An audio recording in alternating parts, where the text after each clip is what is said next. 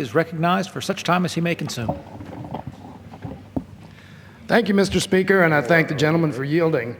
I rise in opposition to this dangerous effort to block the stream protection rule, a common sense proposal that has the potential to save lives and will improve the health outcomes and well-being of families over time throughout coal country. This bottle of, I guess you could call it a liquid, wasn't taken from an industrial waste site or from the runoff of a landfill. This came from the drinking well of the Yarmuth family's home in Pike County, Kentucky. Despite what it looks like, there is water in there, along with chemicals, toxic minerals, and known carcinogens, all present in this family's drinking water because of mountaintop removal. The mountaintop removal process begins with beautiful mountains that look just like this. These are Appalachian Mountains near the West Virginia-Kentucky border. First, they raise an entire side of the mountain, tearing trees from the ground and burning down any plant growth.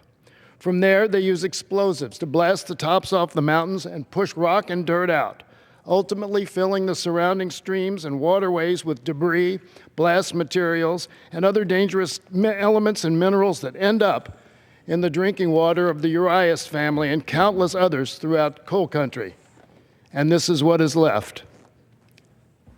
As we've noted during our fight for funding to help the families of Flint, Michigan, dealing with water contamination, this should not happen here in America in the 21st century. Yet families in coal country have been dealing with this for 40 years. So you can imagine how many people's health has been jeopardized by this practice. The stream protection rule that the House is about to block would serve as one of the only safety measures that would protect these families from poisoned drinking water, higher rates of cancer, lung disease, respiratory illness, cardiovascular disease, birth defects, and the countless negative health effects that plague this region. If my colleagues on the other side of the aisle want to block the safeguards of the stream protection rule, they should at least consider supporting my legislation, the Appalachian Communities Health Emergency Act, or ACE Act.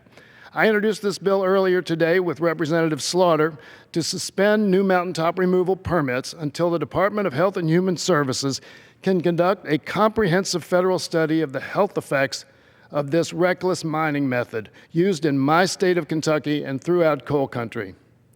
I believe mountaintop removal should be banned, but at a minimum, we should halt all new permits until the safety of the residents in the surrounding communities is assured. Therefore, I urge my colleagues to oppose today's effort to block this potentially life-saving rule and support the ACE Act. We have failed to protect the families in these communities, and passage of this bill will inflict another blow to their health and well-being. They deserve far better. And I'll make a final offer to my colleagues on the other side. If anybody wants to come and take a drink out of this, I'll withdraw the ACE Act and vote for their legislation. I yield back the balance of my time. The gentleman yields back.